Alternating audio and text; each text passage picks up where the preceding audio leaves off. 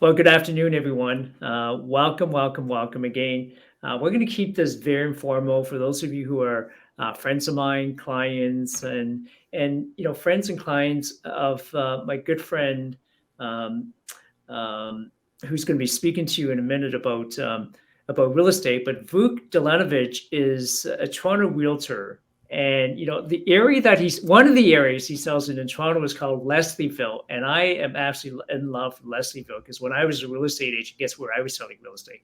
Leslieville. So to see somebody like him come along, and not only just be a success himself as a real estate investor, so he knows what it's like to be an investor himself, the ups and downs, the emotions, but also from the realtor's perspective. And so I can't think of a better person today to share with you about real estate, which is my passion and what's really happening in the real estate condo market today. Vuk, welcome.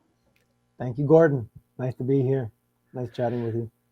Yeah. Hey, listen, I know you're busy. The market is really busy right now, and you taking the time to spend some time with myself and some of my friends and clients that'll be watching the replay right now.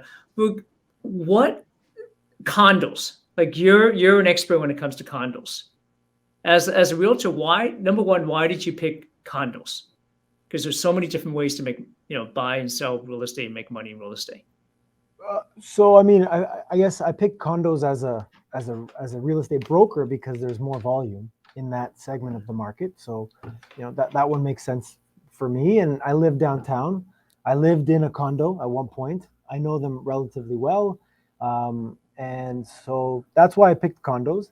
And I got started with condos when I bought my first pre-construction condo like 10 years ago. So that got me 10 down that years ago. avenue. You don't even look like you're 18. What's going on? 10 years ago. Just start early. You got to start early. That's the name of the game. Wow. So I remember, it's such an incredible lifestyle. I remember the Crows Theater right in Leslieville, Right. right? Carlisle Beautiful Dundas. condo, beautiful theater. My son actually had his engagement party in there. And so Oh, nice. I love that, like you mentioned, that downtown vibe. And for, Yeah. for folks who are closer to the Sky Dome and Scotiabank Arena and so on, talk to us about the difference between buying a pre-construction condo and a resale condo, and what would you recommend? I mean, the main difference, and you can think about it this way, is when you buy an existing condo, you're actually buying real property. But when you're buying pre-construction, you're not buying real property. You have the right to a contract. You purchased the contract and you have the right to a property in the future. So those are the fundamental differences. And I mean, ultimately, it really depends on the individual that is looking to get into the market, whether it's resale or pre-construction. And that's what we do. We sit down, we talk about, where are you today and where do you want to be in the future, and then we'll kind of connect those dots and draw you to where you'd like to be. And at the end of the day, real estate is tried and true. It's been consistently on an uptrend if you really think about it Yeah. for a very long time. And that's why I'm in it because I enjoy it, and it makes a lot of sense in the GTA because we're growing. And Yeah. Yeah, so, absolutely. Somebody was telling me that in the next 3 years, there's 400,000 new immigrants that's yeah, coming to the GTA. yep, it's Yeah. mandated by the government, so it's going to happen. Yeah. Look, so pre-construction condo. If someone was thinking about buying a pre-construction condos, Hmm. Hmm. you as the expert, as a realtor, what are some of the things you would suggest that they would consider before purchasing a pre-construction condo? What are some of the important things? Well, it depends if it's if you're buying it for yourself or if it's an investment. Let's just say Okay. it's as an investment. Then what you're looking for is you want to be buying ahead of the trend. So you want to kind of foresee the trend. And the best way to do that is look at a transit map and look at where transit is expanding to, and find areas that you like, and you can buy early. So that would be, my kind of advice if you're looking to buy pre-construction as an investment. Look at areas that are not yet established but are getting moving in that direction. And that's pretty much anything on the transit line. Anything on the transfer line. So let's say I've made a decision of where I want to buy, right?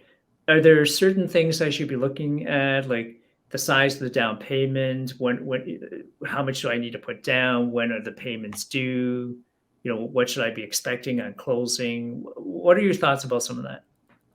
Well, first and foremost, you want to buy from the right developer. So you want to make sure that they Okay. have a good, track record, and that your money is safe with them. Yeah. Why is that? I want to stop you for me because I have heard that some folks have put money down on a deposit, Mhm. and then 3 years later they're waiting for their dream home, right, or their dream condo to move into, and then the developers are bankrupt. Is that true? That happens? It's happened. I Okay. think it happens less these days. It happens Um, less. Okay, that's good it good happens news. less. Yeah, because it's a big hit on the developer, right? So if he cancels his project and he has to give all the money back, it's going to tarnish his record, and so the future projects won't be as easy anymore. So they want to avoid doing that at all costs, but Yeah. it happens. That's the risk of any investment, right? So you want to kind of do your due diligence ahead of time to avoid, or to minimize the potential of that happening to you. Right. And you were sharing me offline another time that that's one of the benefits of working with a professional realtor like yourself, because you've done the homework on the developers. We've done the homework, and we've, been around long enough to live through some of the actual cancellations, and we have clients that have lived through them, from Yeah. previous engagements, right? So we have some of that, necessary lesson learned, I guess, that so that we know what to avoid in the future. Yeah. Okay. So I'm ready to buy a condo. I'm ready to buy a condo in Leslieville, pre-construction. Okay. What kind of down payment should I be saving for? It depends. It depends on the Okay. developer, but usually it's 20% over the period of 1 to 4 years, and it depends on the developer. Some developers will require 20% within a year, and some let you spread it out over, like I said, 3 to 4 years. So 3 to 4 years. So I want to buy, let's say, a pre-construction condo in Leslieville. It's 800 grand. 20% would be what? 160. 160,000 for Yep, the deposit. that's right. So do I put that the developer wants that 160 up front, or you said it could be spread out? So you pay 5% in a month after you sign for the contract. Then you'll Okay. pay 5%, let's say, in 6 months. Okay. Then you'll pay another 5% in, let's say, 18 months, which is a year and a half. Okay. And then typically, most times these days, the last 5% of that 20 deposit Yes. isn't due until the building is ready to be occupied, which is 4 years down the road if it's a mid to high rise development.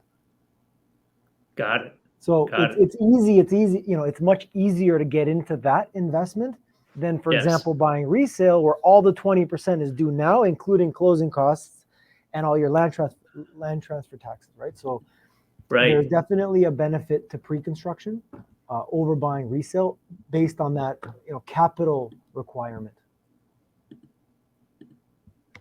Wow. That's interesting. So you can actually, the investment, you're actually investing over time. While from what I understand, Vuk, is say a project takes 3 to 4 years before it's finally built and you get to move into it. Mhm. Um, the value of that property's already gone up. I mean, that's been the case for the last 10 to 15 Yeah. years, right? I mean, and that really is due to the fact that you are taking part in that transformation of that raw piece Yes. of land, which is useless pretty much, and you're working essentially with the developer. He's doing all the heavy work of actually Yes. building it. You're an investor. You just put money down and you signed a few checks, and now you're sitting back and you're waiting. But they're doing Right. the heavy work of actually building out the foundation, and then stacking up floor after floor after floor, windows inside. It's a lot of work that goes into it. And once that's complete, now you have much more use for that piece of land. There's much more Mm, value there. And that's how you make money as the investor, as the early wow. buyer. As the early buyer, and don't even have to, like, for somebody like me, I'm all thumbs. I wouldn't even know what side of Yeah, the hammer to hold, exactly. right? No, So we, you we can just actually, go, we take pictures and we say, look at the progress. It looks great. that's amazing. Yeah. Now, one other question I got for you is, for some of our friends who are thinking of buying a condo, Mhm. Um, I was also told that working with a realtor, the developers actually like would give more to the realtor than through if I went to them themselves. Like maybe there's an upgrade on certain things, like I don't know, like a refrigerator or Sure. things that we can get through you as an agent that we may not get just going directly to the builder. Is that true? Definitely. I mean, it's a relationship business. So, because we do a lot of volume, developers like to work with us, Mm, and in order to let us help our clients, right? They'll offer us additional incentives that you probably wouldn't get if you just walked in because they don't necessarily know you. And right. if it happens to be a project that's very popular and that's selling quickly, then they'll really only work with the people that they have a relationship with. So in some Mm, cases, you can't even buy a unit unless you're working with the right broker that has a relationship with that developer. interesting. Yeah, Interesting. yeah. For some of my friends who are watching right now, this is Vuk Delanovic, a friend of mine who's a realtor here in the GTA. Please go visit his website, learn a bit about him, what he does, what he's doing, and perhaps maybe how he can help you with some of your real estate needs as well. I'm just going to jump back to Vuk, maybe changing direction a little bit here. Still talking about condos. We're talking about pre-construction condos. I can't wait. I need something now. Mm, mm. So, are there differences in purchasing a pre-construction and an existing condo? Like, what are some of the subtle differences? Would you The think, or what's the any? difference? Well, the difference, like I said, is really like how much money do you have right now, and how much can you put down, and then do you Mm, have borrowing power? Like, do you already have a lot of mortgages, and now you can't buy another condo because the bank won't lend to you anymore? Well, then maybe pre-construction is a better idea because you're not actually buying the property just yet. So you can, yes. there's a pre-approval process, but you don't need to get that lending. So that's the main difference.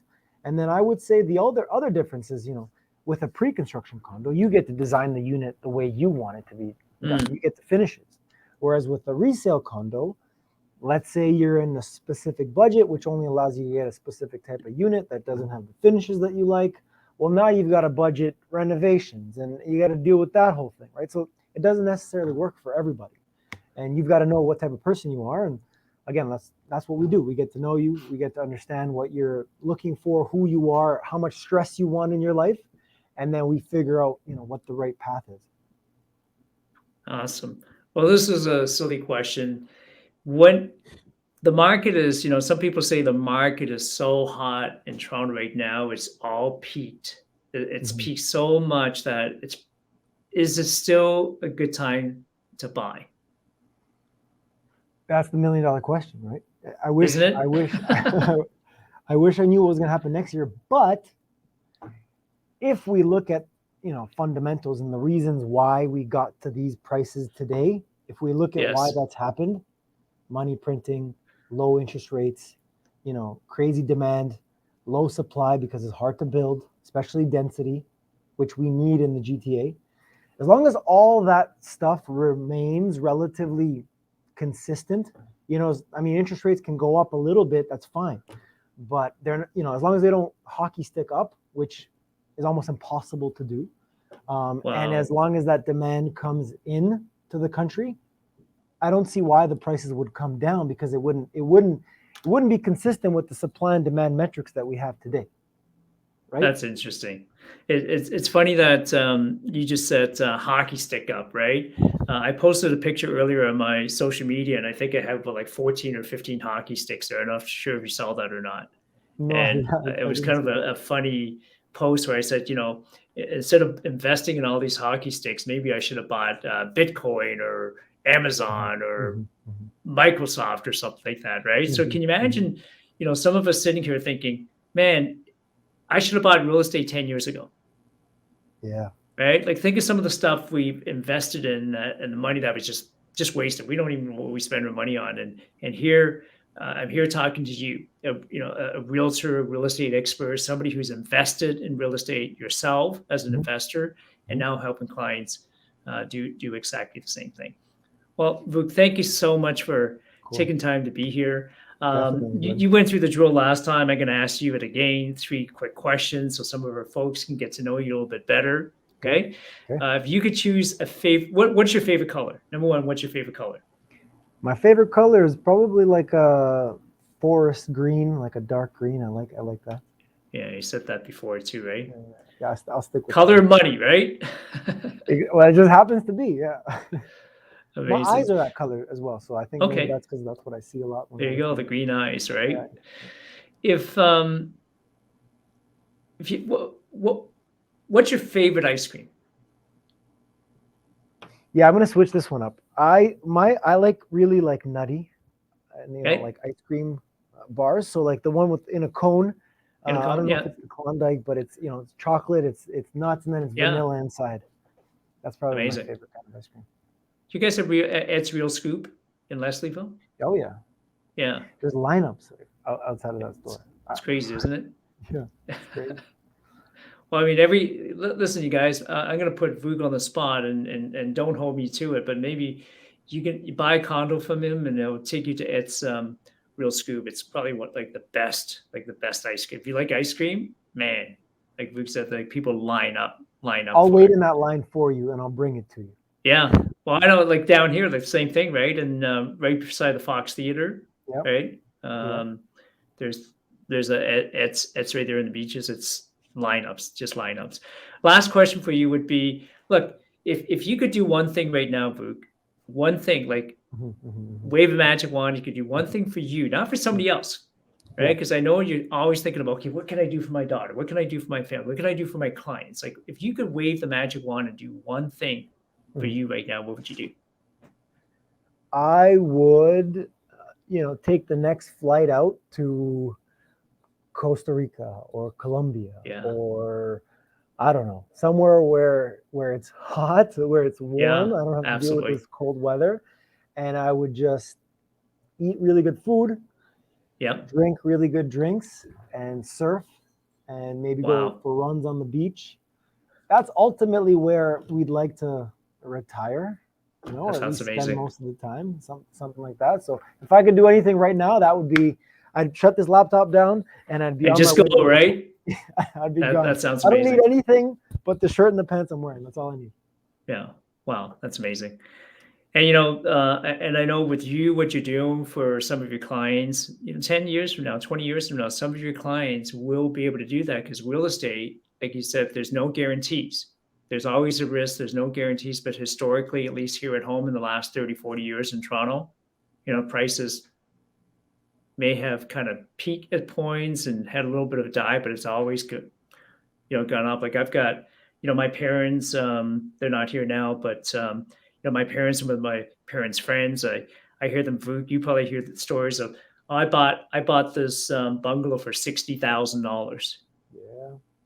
right? And today that same bungalow is worth like $1 or $2 million. Just a little wartime 800 Yeah. square foot bungalow. Like who would Well, have when they thought, bought it, right? Real estate, when yeah, when they bought it for 60, I bet their friends were saying, "Oh, you're paying too much." paying too much, right? Yeah, Yeah. exactly. Awesome. Well, once again, thank you so much for being here. Any final thoughts you would like to leave with the folks who maybe watching now, watching on the replay? Be happy, be positive, and always look for ways to improve yourself, and and have fun with life. And that's what I'm doing. I didn't do real estate my whole life. I was in a different career, and real estate is something that I've started to enjoy, and I kind of jumped into it with both feet, and I love it. And if it's something that interests you, then I'd be happy to chat. Yeah, So I would actually love to end with that for a minute. So you weren't always in real estate. In 30 or 60 seconds, what was your career before real estate then? I did the classical, high school, get good grades, go to university. I graduated in mechanical engineering at U of T. I got a good job. I worked hard. I made my way up the ranks. I went on work assignments. So I lived in the US for a while. I saved up money Mm, doing all that. When I came back, I bought pre-construction. And then that kind of led me into the real estate realm, mm, and then slowly over time it became a bigger and bigger part of my life, and until now it's my whole life. So yeah, wow. it was a slow progression over time, and at one point in my life I thought I wanted something, and that changed, And I'm Wow. willing, I was willing to take the leap of faith that, hey, look, this might be better for you. And so far, Wow. knock on wood, it's been going well. That's amazing. Well, I'm glad you took that leap of faith and you pivoted, and now you're helping your clients, with probably the biggest investment of their life, right? Buying a home or buying an investment property. Absolutely. So, once again, thank you so much for being here. And for the folks who are watching, thank you. And until the next time, have an amazing, amazing day, everyone. All right. See you.